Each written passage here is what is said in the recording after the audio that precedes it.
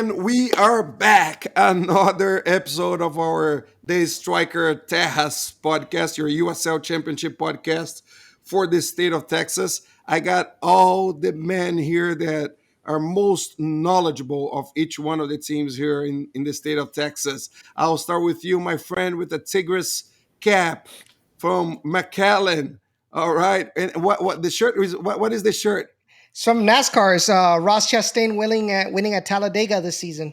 All right, so we got all sports across the board here. So Edson, we're going to talk later on about the game, but on your personal side, how was the weekend? Doing pretty well. Had to change the schedule since it is during the summer break. So now I'm working 10 hours a day, but I do get Fridays off. So at least there's that to look forward to, honestly. But other than that, doing pretty well. Thankful How's that the I have a renovation job. going? How is the construction It's going? so close. Like it is so close to finishing, and I can't like. I'm just every day that passes, I just get like so and so even more hyped up than the day before. All right, sounds good. We're gonna want to see pictures or videos of that renovation when it's done, my friend. From McAllen all the way to West Texas, Mountain Division time zone, right, Joe? Yeah, Mountain Time Zone. 1 hour later, well, 1 hour earlier than you all. All right, my friend. How was your week? Hey, how's it going, everybody? Roberto, Edson, Jonathan, doing good. Great weekend. Got a lot of things done. Got a lot accomplished. Also got plenty of rest. And Saturday night, made my way down to Southwest University Park for the first time in a little bit more than 2 weeks to check out and cover the El Paso Locomotive game as they hosted a first ever rival in the Hartford Athletic. That team made its way all the way down from Connecticut down to the borderland for a Saturday night match. That was exciting. We'll get plenty into that. But other than that, it was all good. Just glad it's another Monday night and we get to talk USL. All right, now to the man that watches more home and away games in USL Championship outside any clubs in this league, I would say. You're going to Colorado in a few weeks. Is that right, Jonathan? Unless a meteor crashes into our house and destroys, everything here, yeah, we should be. Please don't tempt fate. It's 2022 still. How was your week, Jonathan? How are things down there in San Antonio? They're all right.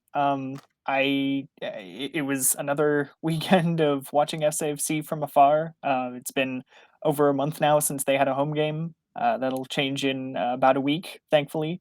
Outside of SAFC, just watching some other USL. Even watched on the local sort of pro-am circuit. The inaugural Riverwalk rivalry between the San Antonio Athenians and San Antonio Runners All right. ended 5-0 to the Athenians. Hat trick from Sierra Wanamaker. So I proud Madison alums stick together. I'm impressed that she was able to do that. Very cool. It was man. a very exciting game. So. All right, very cool. We left everybody with how do you say it? Cliffhanger? Is that how you say it? Yes. Yeah. Yes. So we left a cliffhanger in the last one about an analysis from the coaches. So we're gonna get to that later on in the podcast. So I hope you guys are ready to grade your coaches and give a quick feedback of how that went. But before that. Again, I'm Roberto Silva, the executive director of the Striker Texas, here based in Austin, Texas. Just going over very quickly the situation of the three teams in our state in USL Championship. RGV sitting 10th, 18 points, 14 games. That common roller coaster that RGV just seems to like it, right? One week you do great, the other week you do bad, and you're always there playing around with the playoff position. El Paso is sitting sixth at this point, 21 points, 15 games. San Antonio FC sitting second in the division, in the conference, with 27 points in 12 games, which is very, very, very impressive. So that's where we are. So let's talk about the games. I think I got the games on the time zones here, what that time they started on the right order here, but RGV hosted Los Dos. in McAllen. We all were very optimistic about this game because we all put a lot of points into the three games, and of course, all three of us got very bad, got very wrong. It was one of the was a bad, very bad weekend for Texas and USL. But I think that everybody thought that RGV could have taken those 3 points, but at the end it did not. But talking to you before we went into the air, the 3 points could have stayed in the valley, right, Edson, or not? Yes, RGV dominated the match. They dominated possession. They dominated the amounts shot. But it's the same story week after week. The defensive performance, not being consistent for the whole 90 minutes, and offensively, that the accuracy is still not there yet. And it's troubling that we're nearing, the middle of the season, and this team is still struggling to get some shots on target.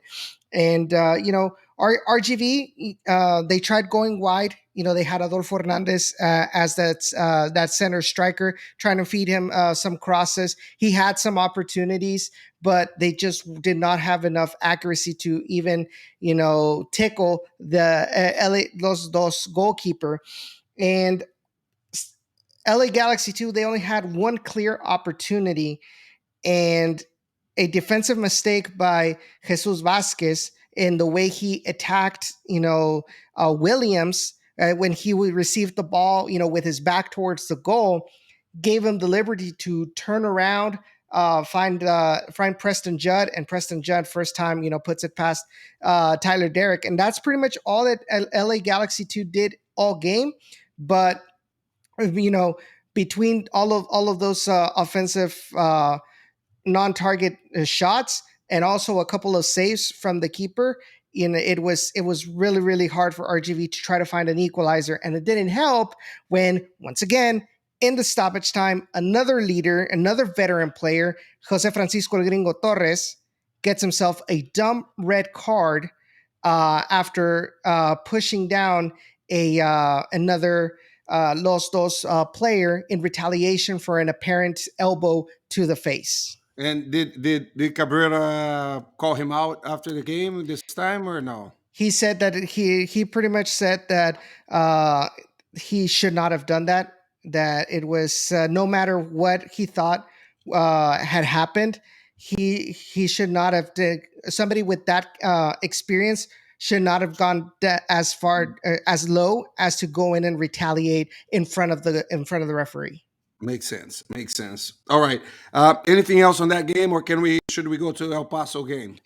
Just pretty much saying that after 12 games, LA Galaxy 2 is still or is still It's still unbeaten. it's still a problem to RGV. It's still a problem to Yeah, and so RGV. and I asked, I asked a couple of the players and of course coach, what makes LA Galaxy 2 so difficult, and one of the things that they say is just pretty much, despite their inconsistency of getting decent results, LA Galaxy 2 has a good core of players that are scouted by the LA Galaxy MLS team, and the how compact that they play against RGV has made it very difficult throughout all these years.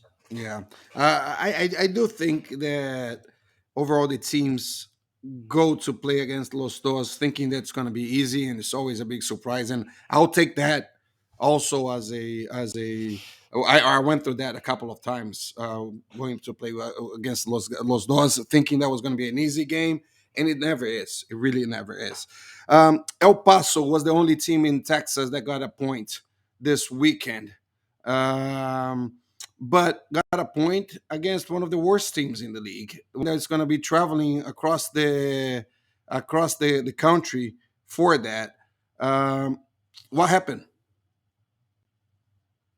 You muted. You muted, It was brother. a game on Saturday night. El Paso at home returned, like I said at the opening of the show, returned to the Southwest University Park downtown El Paso for the first time in 2 weeks.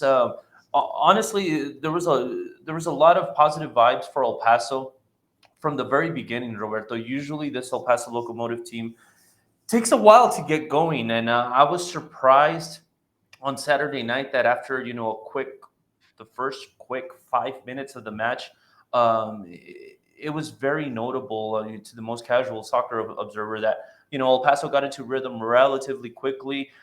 They had they created double digits, so I think it was 12 shots in the opening 45 minutes. About, I believe, four of them were on target. So needless to say, they created a lot of threats on goal. Unfortunately, they didn't have that ability to get the ball in the back of the net, that final touch, that clarity where it was just a crystal clear opportunity, maybe a 1v1 versus the goalkeeper.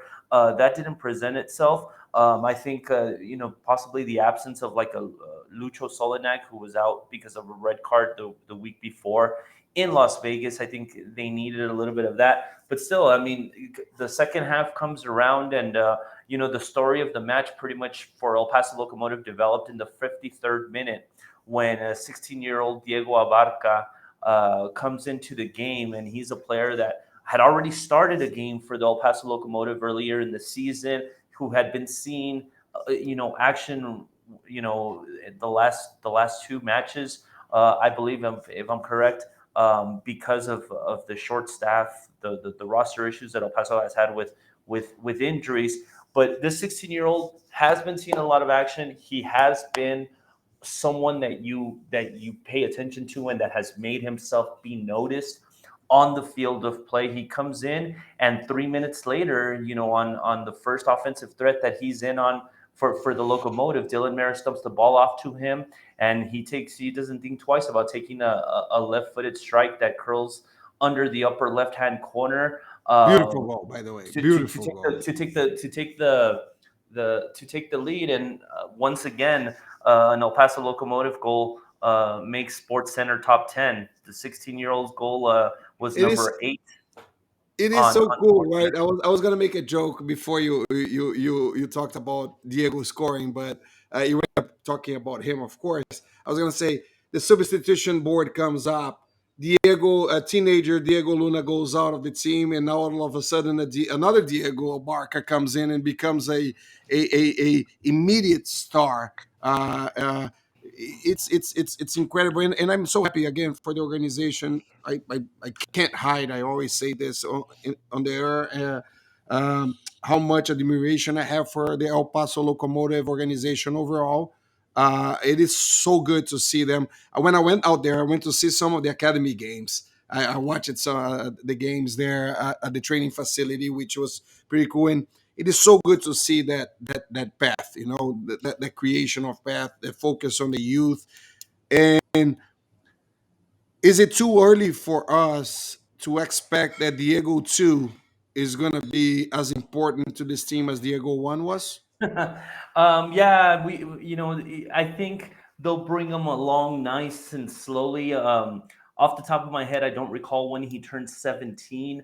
But no, yeah, definitely. I mean, I think he would. It wouldn't surprise me if he dresses for at least half of the remaining games of the season. It wouldn't surprise me in the least bit with approximately 20 games left in the season. That wouldn't surprise me in the least bit, guys. But no, yeah, no, he definitely has what it takes. And like I said, we were talking about this in the before the post match press conference. I was talking to a couple of other colleagues that follow the locals regularly, and the best part, and you talk about the academy, Roberto. The best part is so far this season, the Locos have played several academy players. One of the things that's been very interesting about all of their performances is I don't think they've ever had a moment on the field of play where you can say, oh, they made a mistake. Yeah, it makes sense because after all, they are an academy player. No, they've held their own quite nicely.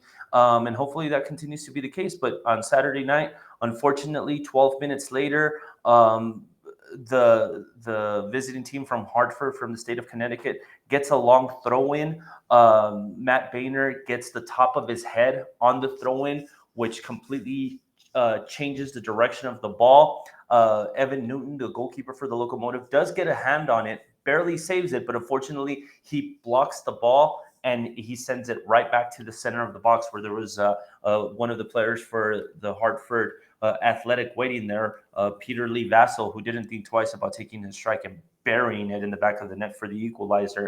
And with about 20 minutes for the remainder of the match, a little bit more than 20 minutes, El Paso tried and tried and tried, but just could not get that match-winning goal. But at the end of the day, El Paso put in a performance that was twofold. Number one, they dominated statistically, and I know I'm the first person to say that I don't put too much stock in soccer statistics. I put more stock into the way the performance looks, how it passes the eye test visually, seeing what the team does and functions. I pay more attention to that than statistics. But in this case, on Saturday night, I think El Paso dominated statistically, and they also passed the eye test with a very good performance.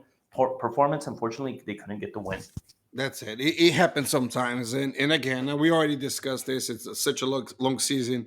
I usually rather have the good game than the 3 points, unless it becomes a weekly thing, not getting the 3 points. Right? That's a whole different story. So I think in the situation where El Paso is, like we said, sitting at 6 after such a bad start of the season, I think it's still better to play well than to get the 3 points at this point of the season. Again, I might be wrong, and a lot of people might disagree with me. Going to even farther west, to Sacramento, where San Antonio FC did a tough travel. It's always difficult to travel to Sacramento. Not an easy place to play. Tell us how the game went. Sacramento FC against San Antonio FC. Yeah, so SAFC travels and drops its first points of the season, not even just its first loss, but drops its first points of the season against any team other than Phoenix Rising. Um, to be honest, I kind of felt like this result and maybe even this performance was going to happen sooner or later for SAFC because as many times as they had won already this season, even on the road, it's not like, there was the 6-0 win over Monterey Bay.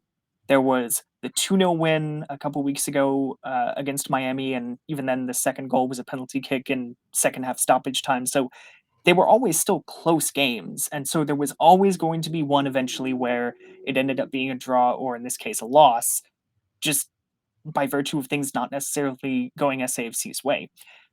As for the performance though, it was just not very good from SAFC. I mean, I struggle to think of any real chances that they created.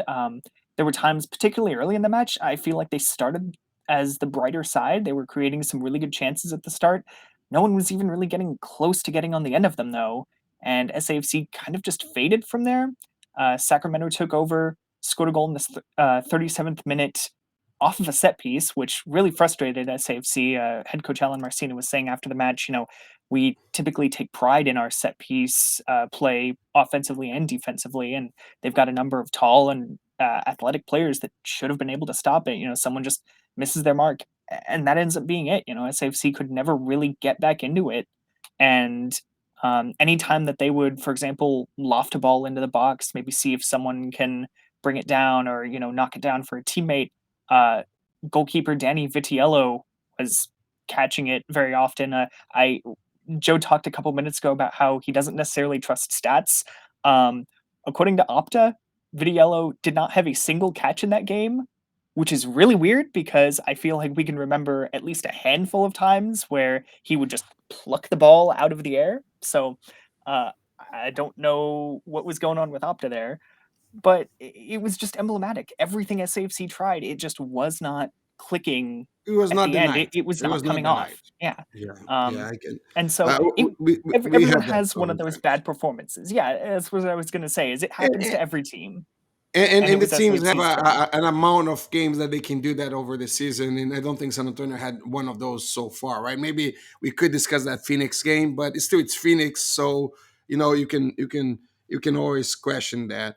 But anyways, again, San Antonio is still sitting second place in the conference, and it has a maybe the easiest game in paper this weekend out of the Texas teams playing away. All three teams are playing away this weekend, which is very unlikely or not normal, if I may. Playing Monterrey, sitting 13th in the Western Conference, 12 points in 12 games. Can San Antonio FC pull go back to the victory side of the table with this game? Well, apologies to my colleagues covering the other teams. I don't know who you're playing exactly, so I don't know how your matches stack up. But to think that Monterey Bay is going to be a walk in the park, to think that the team that I'll tell you, it's has Oakland and Phoenix, just so you know. Oakland, okay, yeah. See, Oakland, from what I understand, has been resurgent, and Phoenix obviously is always difficult. But Yeah. to think that this Monterey Bay team is going to be a walk in the park, to think that this team that a couple weeks ago beat Colorado Springs 4-2, that went away and beat Louisville, I mean, and also keep in mind the revenge factor. I mentioned, April 30th, SAFC thrashed Monterey Bay 6-0. So they're going to have a little bit more motivation to try Yeah. and, set that right this week, at home. And since they were able to come home and, start hosting matches themselves, and since they've gotten some players back from injury, they've been doing pretty well over the last month. So I think you are vastly underestimating them there. As far as if SAFC can bounce back, though, they're definitely going to want to, obviously exert pressure on Colorado Springs again. Connor Maloney said after the match, no one in this locker room likes losing, and that's been such a rare thing this season that you would expect that genuinely lights a fire under them. Yeah. So it's going to be an interesting match. There's a lot on and off the pitch that's going to be interesting. And that game is at 5 p.m. Central Time, so a little bit earlier than normal. ESPN Plus has every game in USL Championship, which is pretty cool. You can watch the game there. Next game, it's going to be RGV going also to California to play Oakland. 9 p.m. Central Time. Oakland is sitting eighth at this point, 19 points with 15 games played. Edson, what about RGV? What can we expect? You're muted. Well, RGB is going to have Eric Pimentel back. He was suspended for 2 games. They are going to be losing Jose Francisco Torres. So you've got that. You lose that experience in the midfield. And as Jonathan mentioned a little while ago, Oakland is on the resurgence. The last time they lost was that 3-0 loss against Colorado Springs Switchbacks on April 30th. Right. So since then, they've either tied or won. So they're on a good positive streak at this point. And you mentioned before, RGV's kind of on this seesaw effect. Like they play well one game, and then it just isn't enough in the next game, right? So I think the fact that they're going to be traveling over to California, I think it's going to be very difficult for RGV to get a positive result out of Oakland, because they're going to be running with that motivation. Oakland. All right, cool. El Paso flies to Phoenix. Either flies or arrive. I don't know what they're going to be doing, but No, they I believe they're usually going to fly. It's a little too far, right? fly to Phoenix. Okay. Yeah. Phoenix is sitting today in fifth, 21 points, 13 games played. That game is at 9:30 Central Time. We always talk about how New Mexico is the biggest rival of El Paso. Would Phoenix be right there because of the geographic relationship? I sure as hell would like it to be, and I said that just because geographic location, it's relatively easy to travel to. But I understand, the reason the play-by-play broadcaster Duke Keith that does the play-by-play for the Locomotive via television. He says a good point, and the reason why it's not looked at as such a close rivalry, guys, is because Phoenix, for the most part, it tends to gravitate or consider itself, whether it's delusion or not, California. West Coast. Yes. They look west for everything. And so a rivalry to them, they would much rather have something, I guess, with San Diego, with Sacramento. I don't know, even though, the geography might not be very And accommodating to that. But then again, people in this country are terrible in geography. Just look at what we call the Midwest, for example. But that's another yeah, story for and I think another and podcast. And at that time, I think they saw more rivalry out of Reno 1868 than El Yeah, Paso. so it's just one of those things where yeah, but I mean, I know I think not only that, I think it's good to establish a rivalry with a franchise, Roberto, like the Phoenix Rising, who has been one of the better teams and one of the leading teams in all aspects in the USL. I think to establish a rivalry with them, it would be a very good thing. But in order to be a rivalry, it has to be a two-way consideration Yes, or a two-way agree, street, and that's agree. necessarily not the case. But no, with this game for El Paso, they've never won visiting the Valley of the Sun. They've never won, and Phoenix recently has shown some questionable form. Last two considerable victories that they had was one against San Antonio FC. The other one they beat Hartford Athletic, but they've struggled recently. They've struggled a lot. They've been hit by the injury bug quite a bit. So right now might be the right time, hopefully, for El Paso to go in there and get their first win ever. I know I'm very excited because I'll be there for the match. I've always wanted to go and cover Phoenix Rising El Paso Locomotive match in the Valley of the Sun. So I will be there on Saturday night. So I'm looking forward to what should be a very very good game. And hopefully El Paso can acquire the points. And like you mentioned, Roberto, with that win, El Paso would pass Phoenix Rising in the standings, and I think that's something very very important. I agree. It's one of those that we always say the 6 point game, right? So with And that, really quickly, I have to say, having met a lot of the supporters of different teams in the USL, there are probably a lot of them that would like to have a rivalry with Phoenix. So El Paso, if you want to do that, get in line, wait your turn. I He's mean, not wrong. SAFC, New Mexico, San Diego. It sounds like you're not the only Yeah, one. no, absolutely not. Sacramento. Yeah. Yeah. that's great. So with that, before we go to the coaches discussion, I'm going to place 3 points into these three games, either a victory or three ties out of those three. Jonathan, what's your prediction? I decided to be optimistic last week, and that worked out really well. But I'm still gonna be maybe a little more optimistic. 4 points, win, loss, Four draw. points. All right, that's very positive. If we get 4 points over this weekend, I think it's a very good weekend for Texas. Joe. Well, since Jonathan took my 4 points. Well, you You can can do go with four the four too. also, right? No. I'll go. I'll play the optimistic role this week. I'll go with the optimistic role next week. The Texas teams are way too good to have questionable back-to-back weekends. Although all three of them are on the road, but I'll really take my optimism to the next level with it. Give me 5 points. I say one victory and two draws. All right, that's positive. That's optimistic. Edson. I'm going to be the negative Nancy today, and I'm going to say 0 points. All right, man. I wanted to see Say who's what? gonna go that. All What? right, all right. I love it. I love it. I love it. Did I? Hey, All right. do you want a Hey, little skin? Do hey, you want a little extra skin? hey, hey, Put hey, some hey, skin in the hey, game. I mean, we can make a hey. bet between you and I right here. Did I Someone's stutter? getting 1 point. Did I stutter? One team is getting 1 point. All right, we'll see, man. We'll see. We were close to not getting any points last weekend, so it's not impossible. It's not impossible, but I like the confidence that Edson brought into to the 0 points here. All right, cool.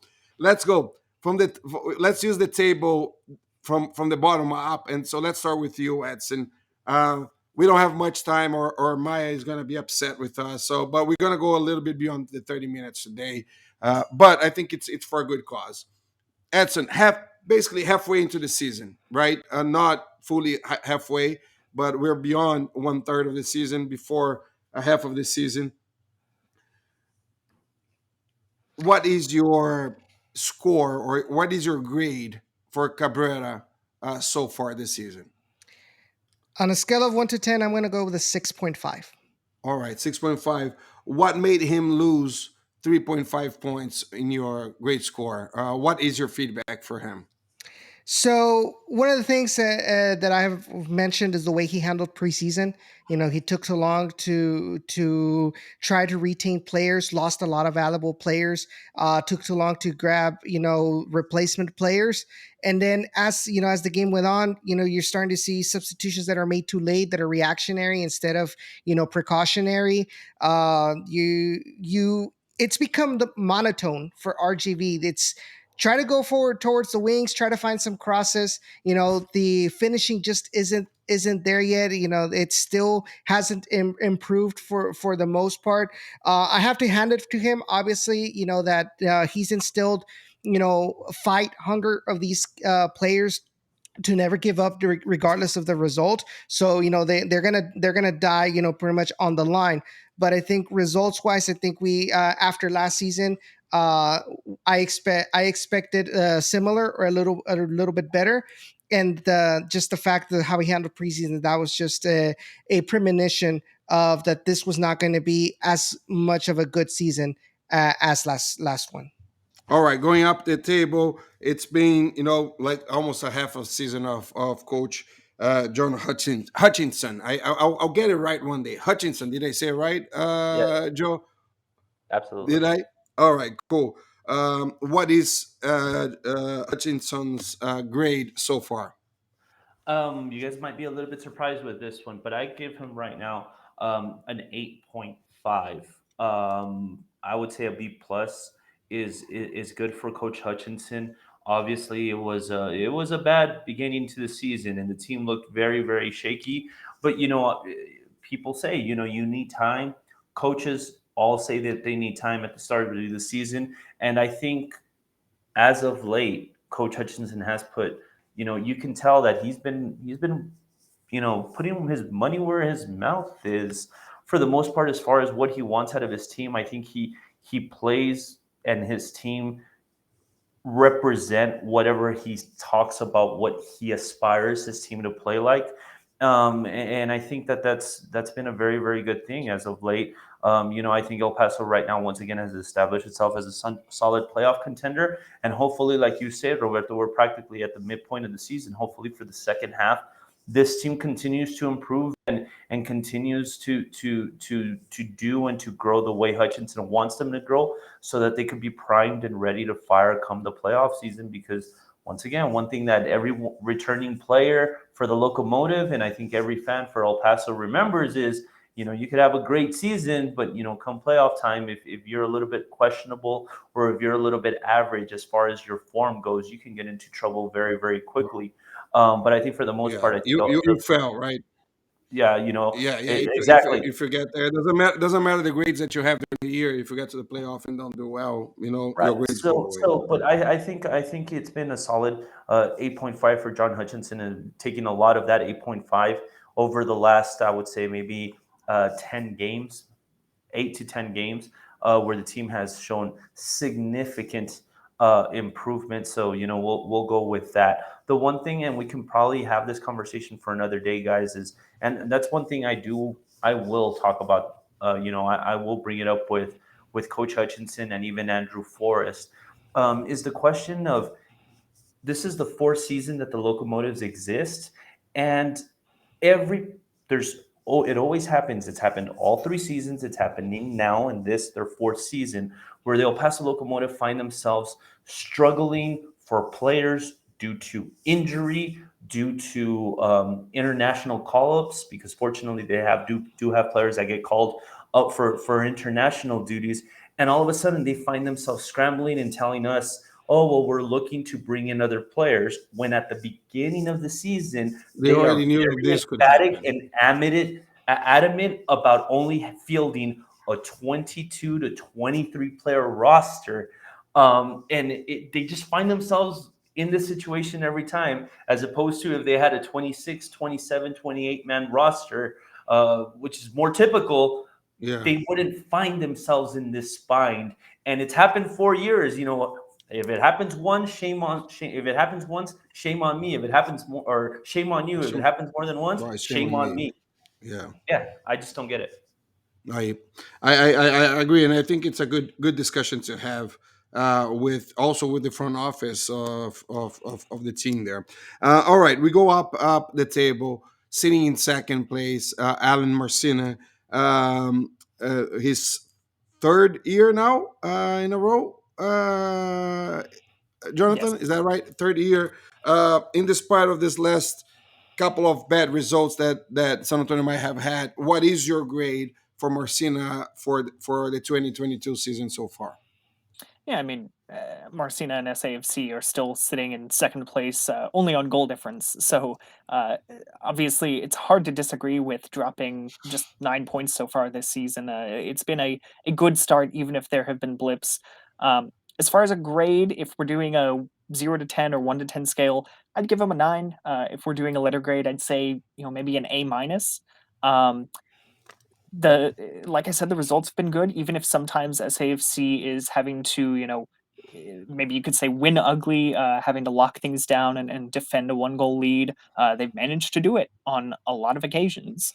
Um, the only times that, or the only reasons, I guess, that I would dock, some points off are having somewhat of a thin squad. I mean, I know we just talked about this with Joe, but there were matches, particularly earlier this season, when SAFC's bench had no senior outfield players. It was Matt Cardoni and a bunch of academy kids. So, or in some cases, it was weird too, because it would be like Matt Cardoni and Jordan Farr, two goalkeepers, and then academy players. So it's something that Marcina has seemed to kind of like over the years, is having a thinner squad, but maybe having a lot of talent in there, and he's able to rotate maybe a little less. Yeah, And well, luckily, yeah, we got to remember also that the budgets for the USL Championship teams are very short, right? So whenever you cut a player or two from the 28 squad that we're talking about, 26, 28 squad to make it 22, 23, if you have an academy that it is strong enough for you to be able to pull players from, which is the case of San Antonio, it is the case in El Paso, maybe not as much the case in RGV. Sometimes you decide to take that risk, right? You say, hey, let's take this risk, let's see how it goes, and to be fair with them, the kids when they came in, they've been coming in strong, right? On both teams, San Antonio and El Paso. So yeah, it's. I think it's a little bit give and take. I think that's the response that we're gonna get from them. But I think it's good that we asked them. We asked those questions. All right. I know I interrupted you, Jonathan. Anything else that you want to say about the grade for Marcina? yeah, just if there are any other things that I am docking points off for, it's sometimes the poor finishing, for example, and there was also this last match where it wasn't really creating any good chances at all. So they're not perfect. No team is. But as my grade indicates, they've been pretty good. And, this is Marcina's, well, I guess technically he had a good start to the season in 2020 as well. But some of the teams they were playing in that very small group weren't exactly setting the standard very high. Um, so it's hard to argue with SAFC's results. And now it's just a case of, can they continue it through this season and have that same solid form going into the playoffs, and maybe be just that little bit better, to where if you have an off night against, for example, Phoenix Rising or Sacramento Republic, um, you're still able to somehow find a win, or you don't even have that off night and you're good enough to beat them the next time around. All right. With my apologies to Maya, where we went a few minutes beyond her desired time of our podcast. Once again, I want to remind everybody that we can only do what we're doing. We can only have these guys here with us doing this podcast.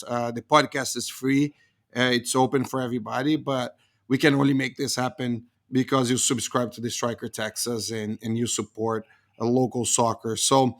Once again, thank you very much. This is the Striker Tejas podcast, your USL Championship podcast of the state of Texas. With us always giving our full support to the Copa Tejas competition, which we love it so much. With all of you guys from Texas here, from Austin, Roberto Silva, Edson from McAllen, Joe from El Paso, Jonathan from San Antonio. Thank you very much and support local soccer.